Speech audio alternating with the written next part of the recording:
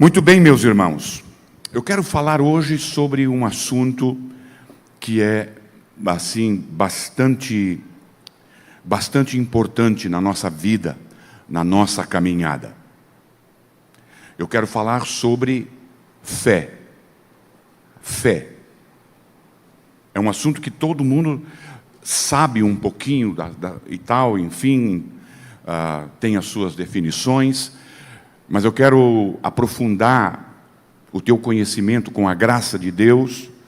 Eu quero aprofundar, quero que você se torne mais sólido, mais íntimo, mais poderoso nessa área da nossa vida que é muito importante, a nossa fé.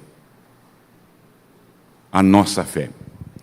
E antes de ler o texto, eu quero, assim, praticamente resumir bem a minha introdução. Existe um texto bíblico de que Jesus fala para os seus discípulos e ele diz assim: vamos passar para o outro lado. Você conhece o texto. Todos nós conhecemos esse texto. E aí então eles embarcam no barco e eles saem do oeste, do norte, lá do norte, mas desse lado aqui, do oeste, e eles vêm para o leste. Eu costumo botar um relógio imaginário.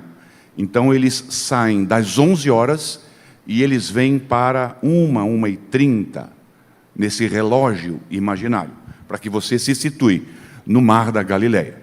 Eles embarcam e seguem o rumo. E Jesus, cansado, enfim, deitou-se ali sobre... Eu acho que Jesus, na verdade, nem dormiu, mas a Bíblia diz que ele dormiu, porque é impossível dormir num momento daquele. Então eu acho que Jesus, enfim, Jesus dormiu. Não vamos tirar o que a Bíblia diz. E aí então o vento veio, aquela questão toda, e os marinheiros, não é?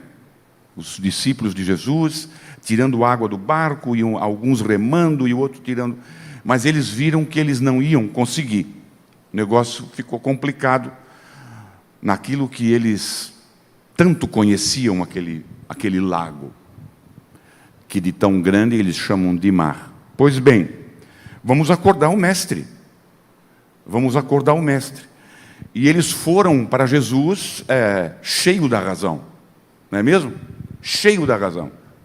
Acordam, sacodem lá Jesus e tal. Ô Jesus, tu não te importa que nós estamos perecendo? Não é? Como é que nós aqui fazendo tudo isso e tu aí dormindo? E aí então Jesus levanta, repreende o vento e determina que o mar se acalme. E aí então ele se vira para os discípulos e o texto mais certo é uma pergunta que Jesus faz. Existem várias traduções. Jesus diz: vocês não têm fé? Onde é que... Mas o texto mais correto é onde Jesus fala para para os discípulos, onde está a fé de vocês? Onde está a fé de vocês? E é claro, se você for mergulhar no texto, se você for ver, eles tinham que ter fé, porque Jesus disse: passemos para o outro lado. Se Jesus disse: passemos para o outro lado, dá o inferno naquele lago, mas que eles vão passar, vão. Não é mesmo? Foi Jesus quem falou. Estou dentro do barco porque Jesus me colocou no barco. Estou atravessando porque Jesus mandou atravessar. E ainda, além disso, o próprio Jesus está comigo, dormindo, mas está ali. Jesus se levanta e diz: olha, não sou só eu quem está dormindo. A fé de vocês também está dormente, também está dormindo. E aí então, irmãos, prestem bem atenção nisso. Não tenho nada contra, assim, aqueles que dizem que têm fé do tamanho de uma melancia. Porque eu já vi gente com fé que se... Enfim, vamos mensurar aí do tamanho de uma melancia. Mas quando Jesus fala sobre fé, ele diz assim: se você tiver fé do tamanho de um grão de mostarda, você vai fazer miséria. Eu peguei um grão de mostarda, irmãos, eu comprei um remédio para mim lá, uma vitamina, e eu não percebi que aquela colherzinha estava dentro, lá, enterrado lá dentro. Aí eu digo, tá, mas agora como é que eu vou medir 5 gramas? Aí eu tive que comprar, eu já estou explicando porque eu não meço nenhum pó em grama. Então eu comprei uma balança assim que vai de grama. E aí eu coloquei a Ana tem lá, e eu botei uma semente de mostarda em cima da balança. Não, a balança não acusou nada. Aí eu botei um pouquinho mais, e fui botando um pouquinho mais, e fui colocando um pouquinho mais, até que ela acusou 1 grama. E aí já tinha muita semente, eu não vou contar isso tudo. O fato é que depois eu fui buscar e uma semente de mostarda pesa, em média, 0,07, ou seja, 7 centésimos de 1 grama. Isso é para você ter uma ideia do que é que Jesus está falando. Se você tiver uma fé que pesa 0,07, 7 centésimos de 1 grama, você é capaz de mover uma montanha.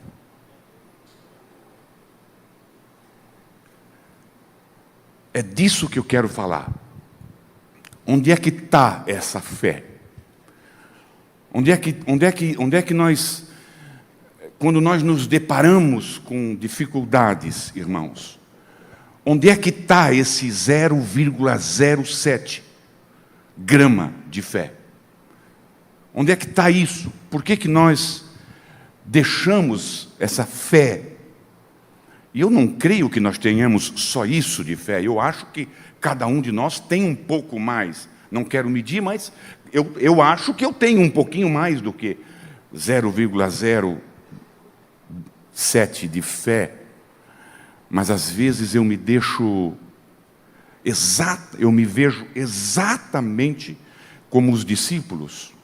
O mar revolto, e eu digo, não vai dar. Não vai dar.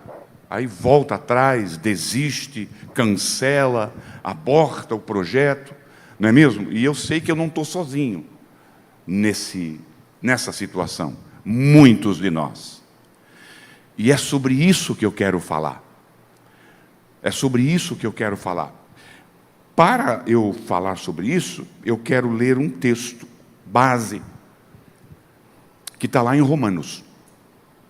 Paulo escrevendo à igreja que está em Roma, no capítulo 4, 2 versículos, e nós vamos pegar o contexto para nós falar sobre isso. Paulo escrevendo aos Romanos, capítulo 4, versículo 16 e o versículo 17, Paulo diz aos Romanos, e o Espírito Santo de Deus fala comigo e contigo, nessa noite. Olhe bem.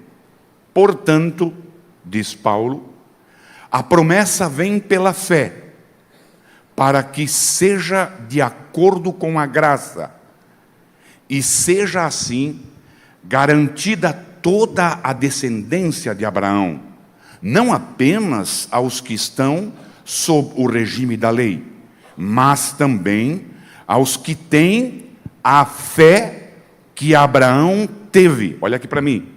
Olha aqui para mim, um momentinho só. Veja. Quando essa fé estava lá em Gênesis, quando essa fé, ela está em Gênesis, era a fé de Abraão. Concorda comigo? Essa era a fé de Abraão. O que eu quero que você entenda? Quando o Espírito Santo de Deus impulsiona Paulo para trazer essa fé de Abraão para uma epístola, ela não é mais a fé de Abraão. Ela torna-se um padrão. Ela torna-se um padrão. Uma epístola, que nós chamamos de carta também, a epístola, ela tem um cunho educativo. Ela tem um cunho, ela tem uma finalidade de ensinar. Uma epístola tem isso. A palavra epístola, ela já traz isso. É uma carta, é um escrito que orienta, é um escrito que ensina, é um norte. Então, essa fé de Abraão, ela vem para uma epístola para ensinar nós, a igreja, sobre esse tema, fé. Sobre esse tema, fé. Não apenas os que estão no regime da lei, mas também aos que têm fé que Abraão teve. Ele é o pai de todos nós, como está escrito: eu o constituí pai de muitas nações. Ele é o nosso pai aos olhos de Deus, em quem creu. O Deus que dá vida aos mortos e chama à existência coisas que não existem, como se existisse. Ou seja, ele chama algo na sua presciência, na sua soberania. Ele chama algo que ainda não existe. E já na mente dele, na visão dele, já está. Um exemplo disso é quando esse Jesus, numa teofania, como a gente costuma dizer, aparece a Gideão. E aí então ele diz: vai, homem valoroso. Não é mesmo? Jesus estava vendo Gideão já lá na frente. Aquele jovem furtivo, medroso, malhando trigo no lagar, não é mesmo? Para que se escondesse dos inimigos, para salvar um punhado de trigo. Ele estava malhando o trigo lá no lagar. Mas Jesus, Deus, já tinha visto Gideão lá na frente. Ele já estava chamando à existência o homem que existia dentro daquele jovem furtivo, medroso, escondido. É desse Deus, é esse Deus que chama as coisas que não existem como se já existisse. Pois bem, irmãos, com esse texto, eu já quero pular, eu tenho alguns pontos que eu quero colocar para você. E o primeiro ponto que eu quero colocar para você é o seguinte: a fé de Abraão e a fé que Paulo ensina aos romanos, e o Espírito Santo de Deus quer que nós tenhamos esse padrão de fé, ela precisa se basear em uma promessa de Deus, em uma palavra de Deus.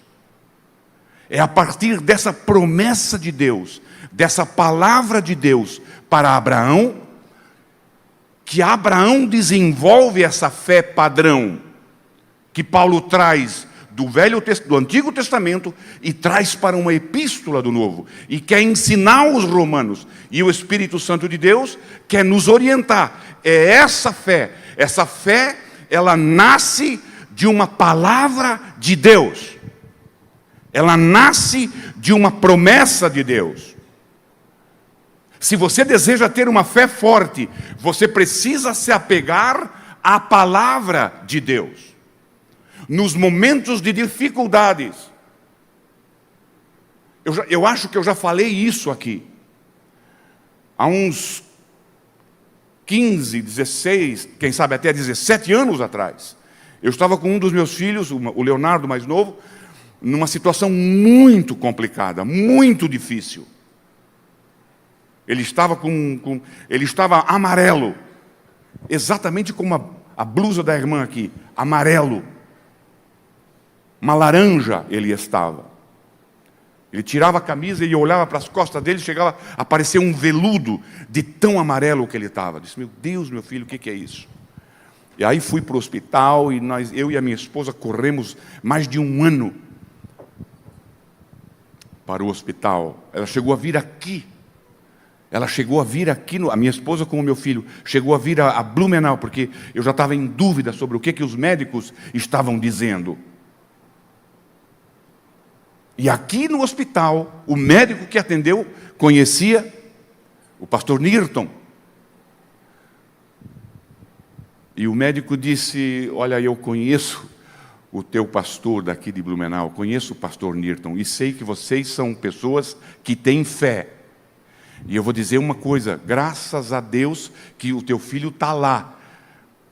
Porque se tivesse aqui, a coisa era bem complicada. Pois bem, irmãos, ela voltou, não, Eliseu, é isso mesmo, os médicos daqui estão certos, o médico lá disse que é isso mesmo, e tal. E aí, então, um dia nós estávamos em casa lá, nós estávamos por ali, já devia ser de noite, já umas 10 horas da noite, o telefone toca, eu atendo, é o hospital, dizendo que eu tinha que levar meu filho imediatamente para o hospital. E aí eu disse, não vou levar ele, agora não vou levar. De noite, nós estamos se preparando para dormir, e ele está bem, ele está aqui, eu estou falando com ele e tal. O senhor tem certeza? Tenho certeza. Então, amanhã cedo, por favor, você traz o menino aqui. Era no Children's Hospital, no centro de Boston. Do mundo todo, vem crianças, adolescentes, para aquele hospital. É um hospital especializado em adolescentes, em crianças, enfim. Children's, não é? Hospital. E aí, irmãos, ali a minha fé foi testada de uma forma tremenda. O médico nos colocou, eu e a minha esposa, nos colocou você já entrou num provador de roupa, onde você troca de roupa, que vai no hospital, e aí então bota aqueles aventais lá e tal. O médico colocou eu e a minha esposa ali dentro, e ele ficou na porta. E ele começou a dizer o que o Leonardo tinha. Seu filho tem isso, seu filho tem isso, seu filho tem isso. E eu comecei a clamar o sangue de Jesus, o nome de Jesus, contra aquele médico. Eu já estava pronto para pular no médico. O que esse médico está dizendo? Não é isso, não é. Eu estava refutando no meu coração aquelas palavras do médico. E ele não vai ter isso, ele não vai ter aquilo, pode ser que seja câncer, ele não vai ter uma vida normal, vocês têm que se preparar para isso. No final das contas, eu falei para ele, are you finished? Você terminou? Yes. Get out of my way, please. Sai da minha frente. E foi lá para a porta daquele hospital, uma porta giratória assim enorme. Eu empurrei aquela porta e fui para fora do hospital, no meio da estrada. Levantei as minhas 2 mãos e disse a Deus: Tu me prometesse esse filho.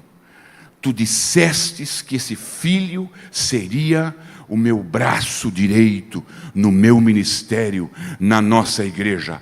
Agora vem um endemoniado desse dizer isso aí sobre o meu filho. Eu refuto, eu coloco por terra, eu piso em cima disso e creio naquilo que tu me dissestes.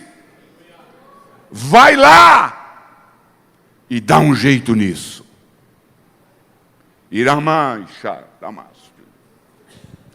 A fé, ela se baseia numa promessa de Deus, numa palavra de Deus.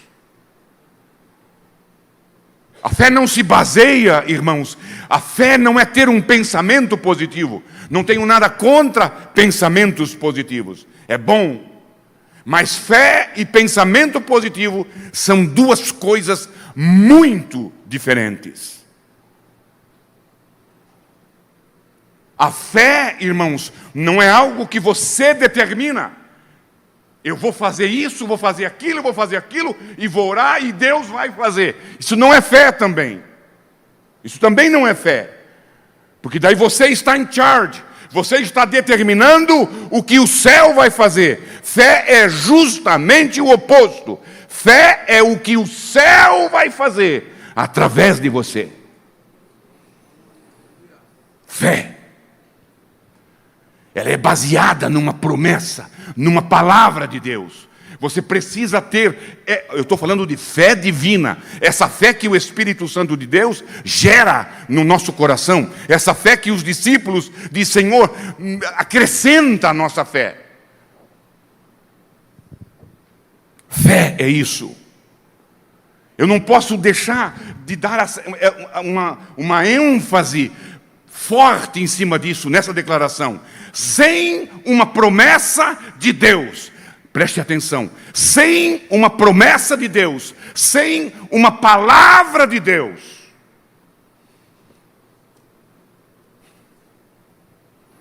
a nossa fé é algo vazio. Ela torna-se fé na fé. E fé na fé não é nada. Fé na fé não é nada. Fé nasce pelo ouvir uma mensagem de Deus, uma promessa de Deus. Leia e te aposse da promessa que é para nós, para você hoje. Não é qualquer promessa também. Não é qualquer promessa.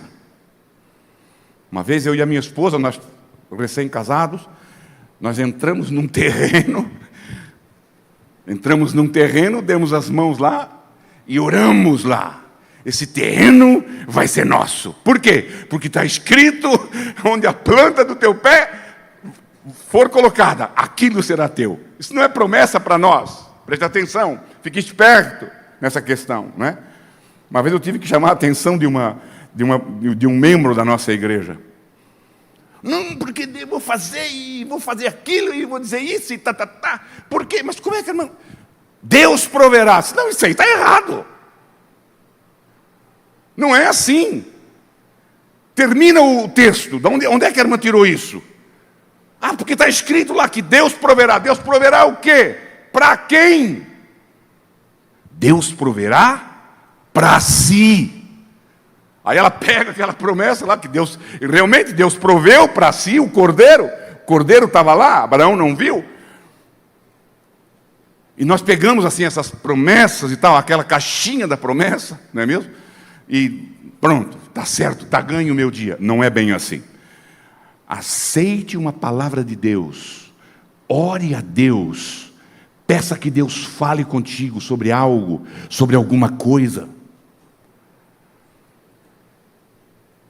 Antes de eu ir embora, eu estava aqui ainda, é claro, estava aqui, não é? Visitando uma pessoa, e essa pessoa disse assim para mim, não estava nem definido que eu ia. Assim como Deus foi com o teu pai, Ele vai ser contigo, é o que Deus está me dizendo para você. Irmãos, eu me agarrei nessa promessa, eu me entranhei nessa promessa, eu me infiltrei nessa promessa. E ela disse, assim como teu pai andava, e ele fazia isso mesmo. Não sei se alguém aqui viu, ele saía com a Bíblia aqui colada no peito e saía pregando. Assim você deverá fazer. E eu serei contigo.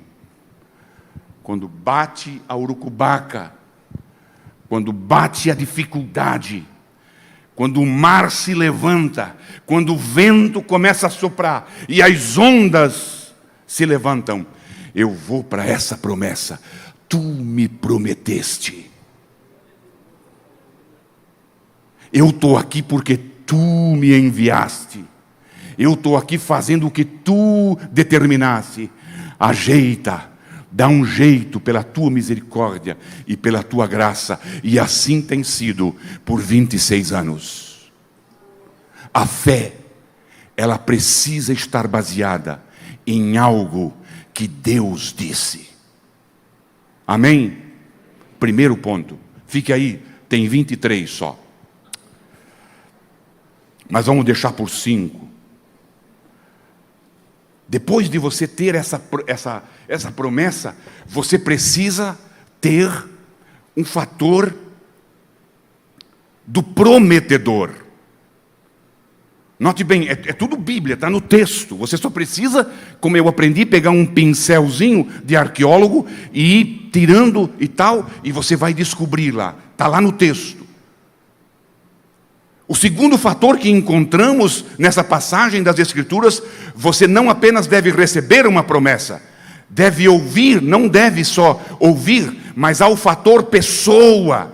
Você não apenas deve receber uma promessa de Deus, mas se quiser ter fé nessa promessa, você precisa conhecer quem prometeu. Quem prometeu? Olhe novamente e você descobrirá que Abraão conhecia não apenas a promessa, mas também ele conhecia o prometedor. Veja o versículo 17. Como está escrito: eu te constituí pai de muitas nações, diante daquele em quem ele creu. Sim, Deus. Agora veja aqui, ó. Veja uma outra descrição. Aqui está uma descrição de Deus. Que Deus é esse? Que Deus é esse que Abraão conheceu? Olha a característica desse Deus. Diz assim: o Deus que vivifica os mortos e chama as coisas. Chama as coisas que não existem como se já existissem. Essa é a descrição de Deus. É esse Deus que Abraão conhecia. Esse é o Deus que Abraão conhecia. Esse Deus que dá vida, ele tira a vida do morto. Ele traz, ele vivifica os mortos e chama as coisas que ainda não existem, como se já existissem. Abraão creu em Deus porque conhecia o caráter e as características, as marcas, as qualidades desse Deus. Não é simplesmente, eu recebi uma promessa, mas promessa de quem? Quem é que te prometeu? Você conhece esse Deus? Você tem intimidade com esse Deus? Você sabe o que esse Deus faz? Por que isso, irmãos? Porque às vezes as coisas, Deus promete, Deus falou, olha, eu vou fazer, você vai conseguir, vai acontecer isso, vai acontecer aquilo, e as coisas não, sabe, as coisas estão indo ao contrário. O Senhor disse que eu ia casar, e eu já estou com 17 anos, não é assim?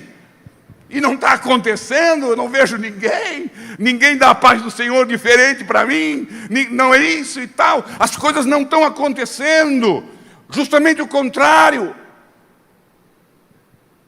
É isso. Você não pode confiar em alguém que você não conhece. Abraão conhecia a Deus. Ele sabia que Deus tinha duas grandes características: tirar vida da morte, fazer algo do nada, trazer à existência algo que não existia. Com essas duas características, irmãos, preste bem atenção nisso. Nesse Deus, somente com essas duas características, Deus e quem pertence a Ele cala a boca de todos os outros deuses. Nenhum outro Deus faz isso. Aliás, eu coloco isso de uma forma assim, porque não existe outro Deus. Deus tem um só. Mas como dizes aí, que tem o Buda, que tem o Confúcio, que tem não sei o quê, não sei. Ninguém mais faz isso, Lemo. É só Deus. Com esses dois argumentos, nós calamos a boca do mundo e de todos os outros deuses. O nome Abraão já é isso. Quando Deus muda o nome de Abraão, preste atenção nisso, Deus já está chamando à existência algo que não existe. Presta atenção. Naquele tempo, irmãos, isso é extra Bíblia, mas é verídico, o povo se reunia e Abraão era um mercador. Abraão enriqueceu fazendo compras e vendas e aquela coisa toda. Então diz a tradição, enfim, e outros teólogos, outros estudiosos dizem isso, de que Abraão fazia muito negócios.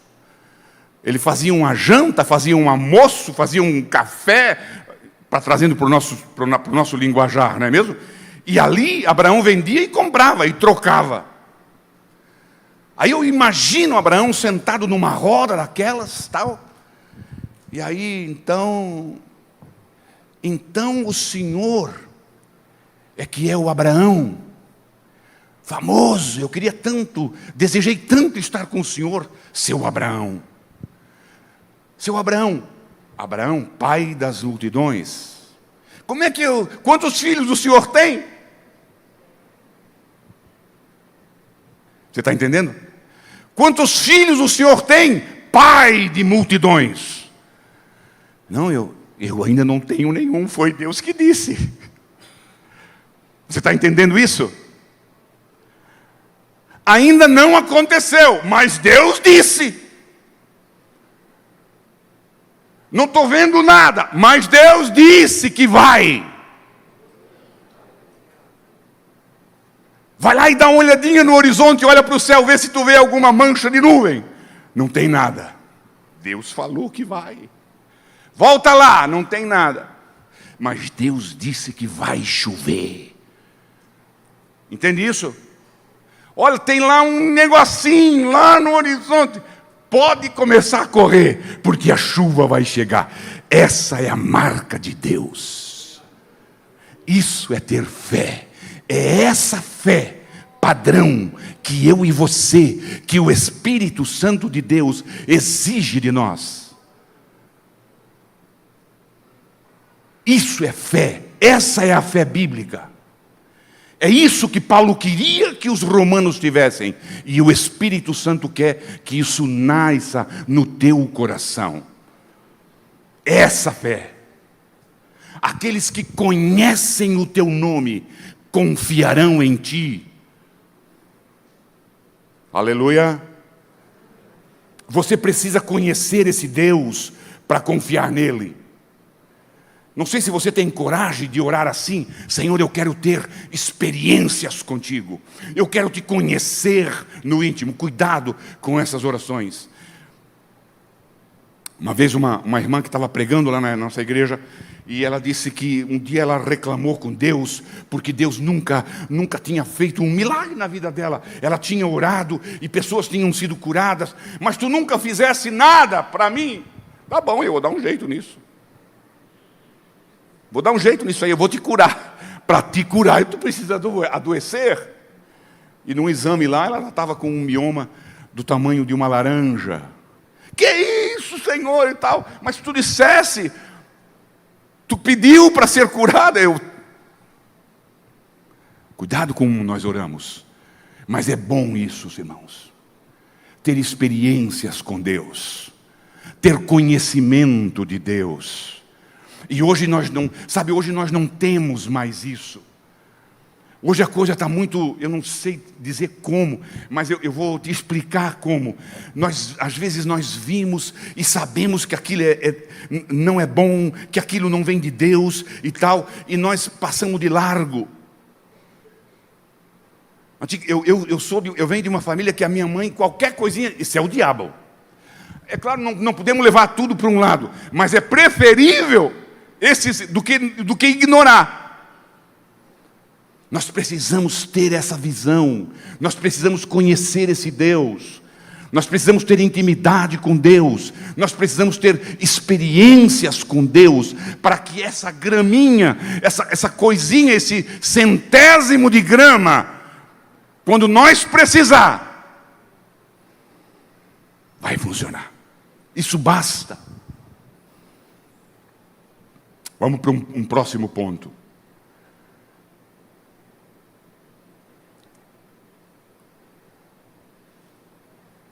Possibilidade. Isso é lindo. É lindo, é profundo isso aqui. Veja o versículo 18. O versículo 18 é um pouco difícil de interpretar, mas é um versículo tremendo. Fala de Abraão. Versículo 18 diz assim: olhe bem, Abraão esperando contra a esperança, creu para vir a ser pai de muitas nações, segundo lhe fora dito, assim será a tua descendência. Agora, tem duas esperanças aqui. E a palavra esperança aponta para confiança. Eu confio. E temos no texto, então, duas confianças. Primeira confiança, a confiança na promessa. Ele confiou na promessa. A primeira confiança fala da promessa de Deus. Deus disse a Abraão: Abraão, eu vou te dar um filho. Presta atenção nisso, de como isso é profundo e como isso nos ensina. Abraão diz: ok, Senhor, eu estou... E é Bíblia isso aqui você vai procurar e está lá, está registrado lá. Preste bem atenção nisso, olha bem.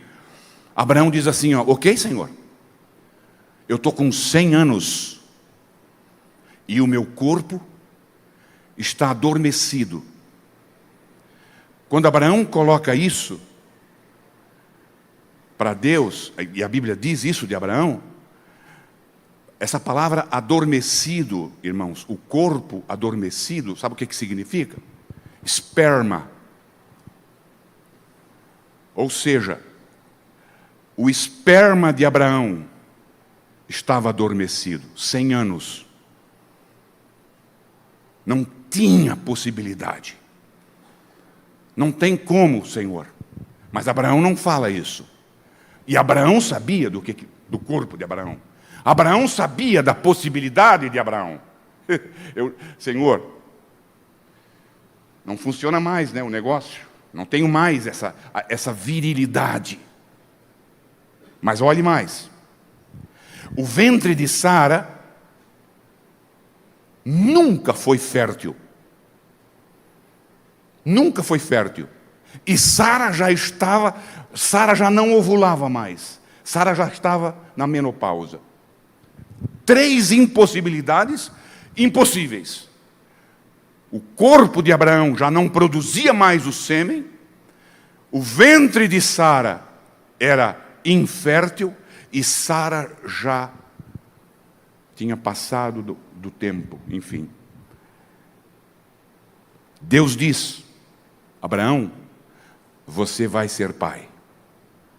Assim, a primeira esperança é a confiança que Abraão tinha na promessa de Deus.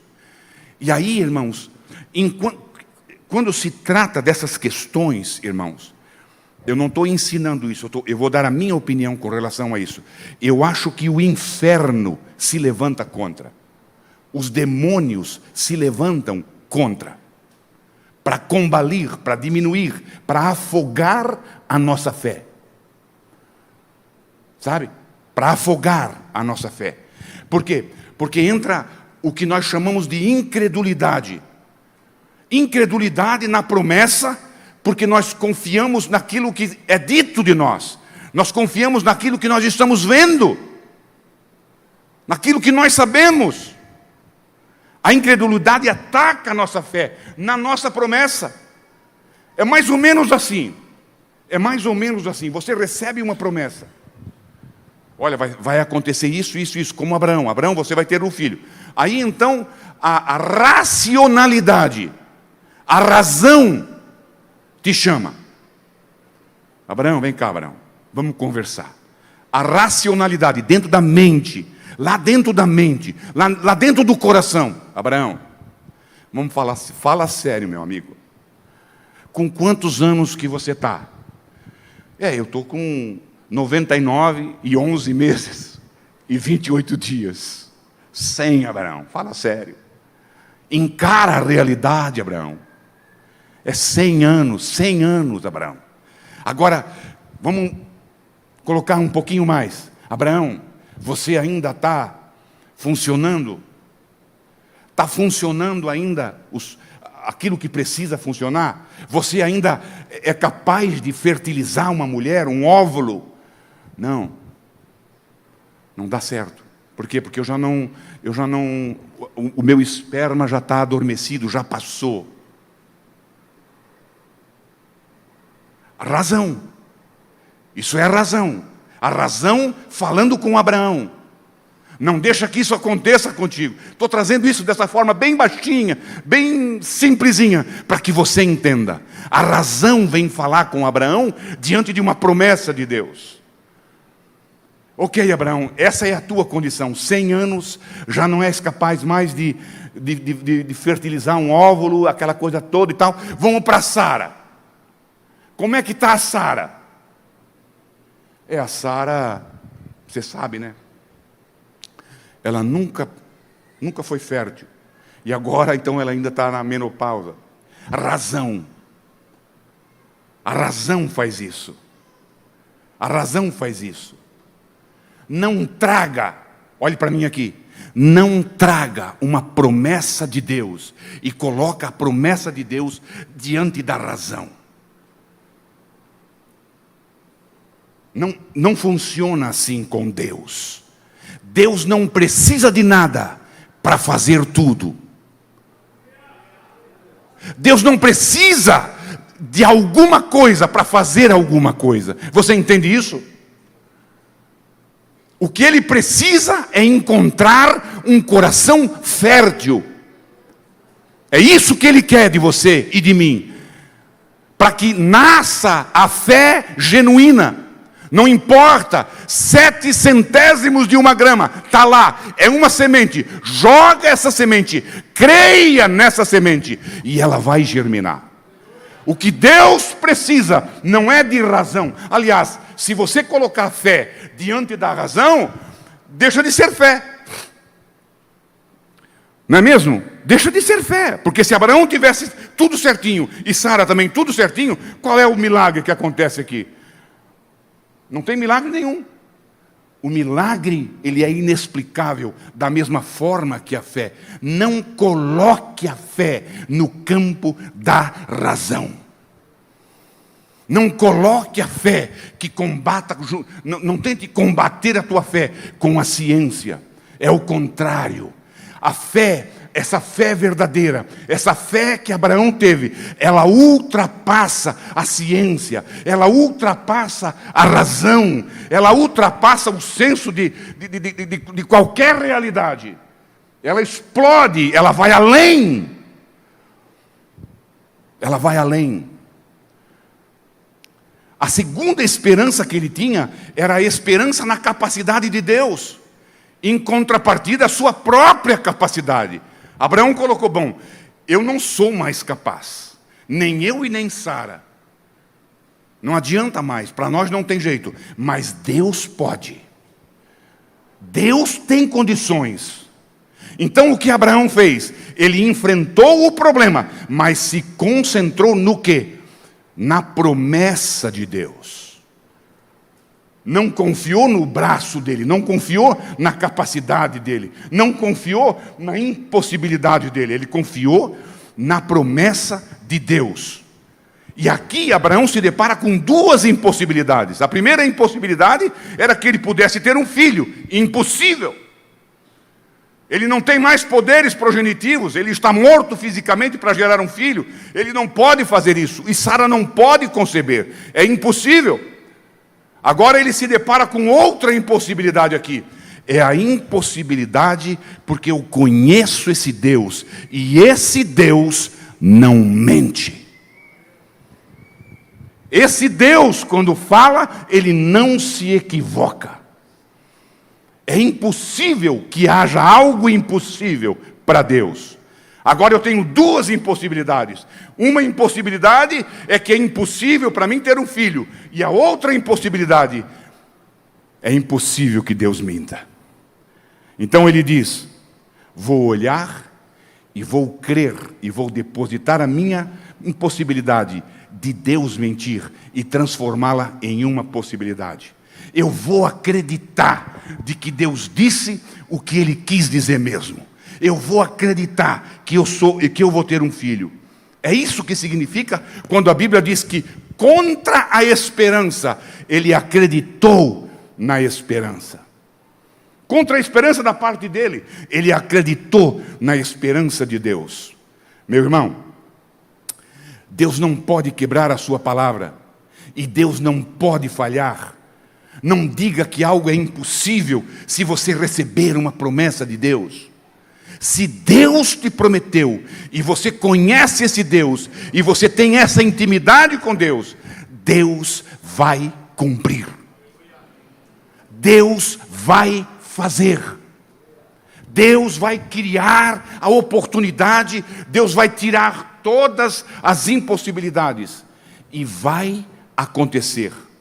O grande pregador batista Charles Spurgeon disse: olhe para si mesmo e as dúvidas e as impossibilidades aumentarão. Olhe para Jesus, o autor e consumador da nossa fé, e elas desaparecerão. Um outro fator que deve haver, é o quarto, já estou concluindo. Cooperativista. E aqui, irmãos, é assim, olha, o que eu vejo nisso? Quem é que fez isso? Onde é que nasceu essa ideia? Quem é que fez isso tudo? Quem é que disse isso tudo? Foi Deus. A Bíblia diz, foi Deus quem fez assim. Foi Deus quem prometeu. Foi Deus quem escolheu Abraão. Foi Deus quem disse que Abraão seria pai de uma imensidão, de muitas nações. Deus fez isso. O versículo 21 fala de Deus fazendo isso. O que Deus prometeu e Ele realizou. Tudo isso acontece porque Deus fez uma promessa. Deus faz e é Deus de todo o caminho. Mas eu quero perguntar para você, o que chama a atenção aqui para esse fator é o seguinte: como Deus fez isso? Como que Deus fez isso? Deus fez isso através deles. Esta é a razão pela qual a Bíblia diz que a fé sem obras é uma fé morta. Deixa eu colocar o que eu quero, deixa eu trazer o meu pensamento para você. Abraão, o seguinte, você vai ter um filho. Tá bom, Senhor? O que Abraão fez, irmãos? Vamos trazer isso para um final de tarde. Deus encontrou Abraão lá. Abraão, você vai ter um filho. Ok, Senhor, eu vou ter um filho. Ok? Era só isso? Mais alguma coisa? Eu preciso ir para casa, Senhor. Eu vou para casa. Chegou em casa, ele abre a porta da tenda, a cortina da tenda, e ele fala, eu vou mais ou menos assim para você entender o que eu quero te dizer. Como é que era o nome da esposa de Abraão? Sara. Aí ele fala assim: Saroca, meu bem. Pronto, o Senhor pegou o que eu quero. Você entendeu o que eu quero te dizer? Saroca. A Sara desse jeito. Que é isso? O que aconteceu? O que você bebeu, Abraão? Saroca. Nem te falo, menina. O que foi? Deus apareceu para mim. Tá, mas ele já apareceu outras vezes. Mas essa foi diferente. Essa foi surprise. I have a surprise for you. Tem uma surpresa para você, Saroca, meu bem. Chega aqui. E ele tasca aquele. Você sabe?